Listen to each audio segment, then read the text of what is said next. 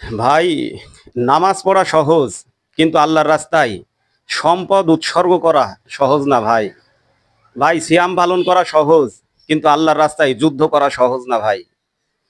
পবিত্র কুরআনে আল্লাহ বলছেন কুতিবা আলাইকুমুস সিয়াম, ঠিক একইভাবে আবার বলছেন কুতিবা আলাইকুমুল কিতাল। তো কুতিবা আলাইকুমুস সিয়াম, এই সিয়ামকে নিয়ে গোটা বিশ্ববাসী অর্থাৎ এই রোজাকে নিয়ে তোলবার শুরু করে দেয়।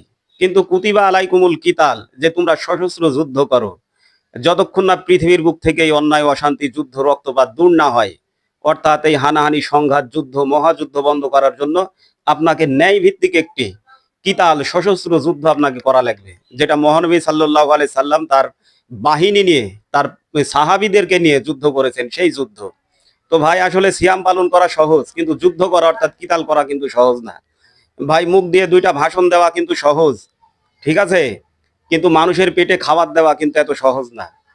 আপনি রাতে তাহাজ্জুদ করবেন, এটাও আল্লাহর হুকুম, ঠিক আছে। এই আমলগুলোর প্রতি শ্রদ্ধা রেখে বলছি, এগুলাও করাটা কিন্তু সহজ। কিন্তু ভাই, আপনি প্রত্যেকটা দিন আপনার রুজি রোজগার থেকে আল্লাহর রাস্তায় আপনার সম্পদ উৎসর্গ করা, আল্লাহর রাস্তাতে উৎসর্গ করা, মানুষ নির্যাতিত নিপীড়িত মানুষের মুক্তির জন্য উৎসর্গ করা এত সহজ না ভাই।